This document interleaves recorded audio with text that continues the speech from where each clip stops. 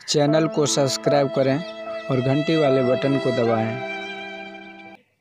धर्मानुरागिनी प्यारी जनता, भगवान श्री कृष्ण ने युधिष्ठिर से कहा कि जिस तरह मूंछ से खींच खींच कर सींक निकालते हैं, उसी तरह योगी आत्मा से शरीर को भिन्न करके देखते हैं, तब अपने से अपनी पहचान होती है।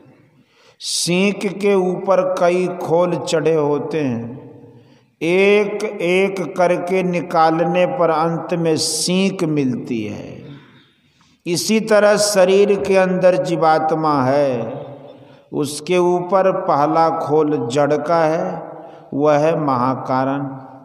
महाकारण कहते हैं त्रय गुणों के सम्मिश्रण रूप को। वहाँ तीनों गुणों की शक्ति बराबर बराबर रहती है। जहाँ तीनों गुणों की शक्ति बराबर रहती है, उसको कहते हैं साम्यावस्था धारणी जड़ात्मिका मूल प्रकृति। जड़ का पहला खोल यह है। इसके अंदर में दूसरा खोल है जिसको कारण कहते हैं। महाकारण का कोई भाग जब परमात्मा की मौज से कंपित होता है, अर्थात महाकारण के जिस भाग में तीनों गुणों की सम अवस्था छूटती है, तब कुछ रचना होती है, वही कारण है। उसके ऊपर है सूक्ष्म, जिसको इंद्रियों से नहीं देख सकते किंतु रूप रेखा बन जाती है। उसके ऊपर स्थूल शरीर है जो हाड़ मांस चाम से बना है। इस प्रकार जीवात्मा के ऊपर चार जड़ शरीर हैं। इसी के लिए संत कबीर साहब ने के वचन में घूंघट शब्द आया है। इन चारों को खोल दें तो फिर ईश्वर दर्शन में कोई रुकावट नहीं।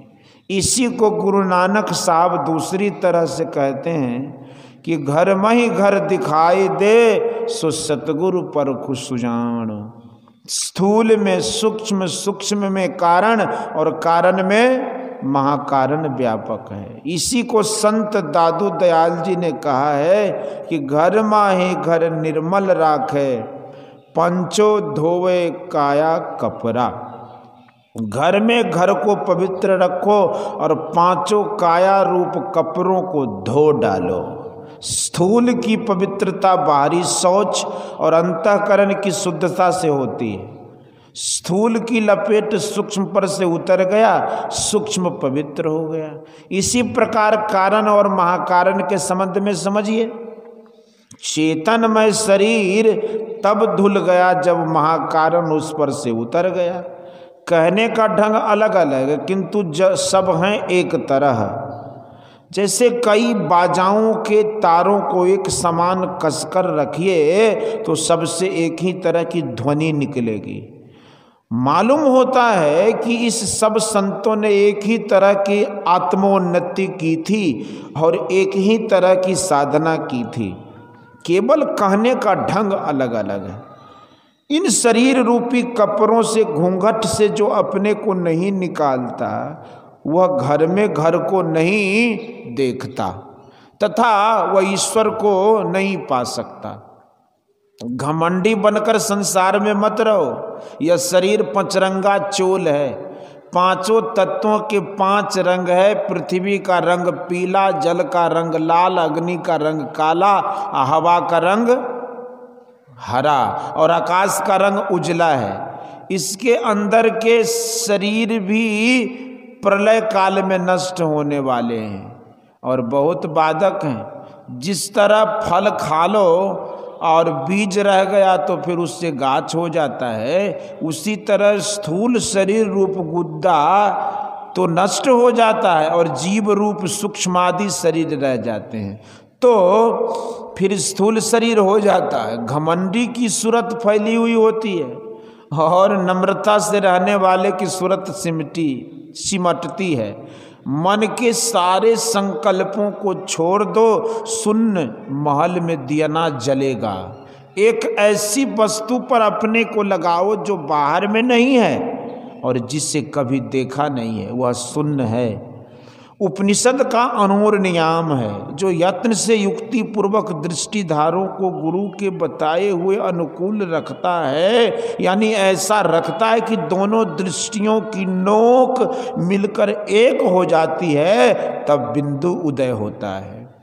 यह केवल समझाने और कहने की बात नहीं है, अभ्यास करके देखने की बात है। जिस तरह से हाइड्रोजन और ऑक्सीजन को मिलाने से पानी हो जाता है, मिलाकर देख लो, उसी तरह दोनों दृष्टियों की धारों को मिलाओ, देख लोगे कि अनोर नियम है। जो प्रयोग कर लेता है वह देख लेता है, उसकी साधना करो अवश्य होगा। आशा से मत डोलो, निराशा गिराती है, आशा ऊपर चढ़ाती है। होने योग्य काम भी निराशा होने से नहीं होता है, कठिन से कठिन काम भी आशा से धीरे धीरे करते करते पूरा हो जाता है। यह योग की युक्ति है, प्रयोग करो पाओगे। अपने अंदर में जैसे जैसे कोई प्रवेश करता है वैसे वैसे अंतर्नाद सुनता है और शब्द के साथ उसके उद्गम स्थान तक पहुंच जाता है, परमात्मा को प्राप्त कर लेता है। इसी तरह गुरु नानक देव जी ने भी कहा है कि पंच शब्द धुनकार धुन तहाँ बाजे शब्द निशानु, सुखमन के घर राग सुनी सुन मंडल लिवलाय, अकथ कथा विचारिये मनसा मन ही समाय, सब सखिया पंचे मिले गुरुमुख निज घर वासु, अशब्द खोज यू घरु लहे नानक ताका दासु। गुरु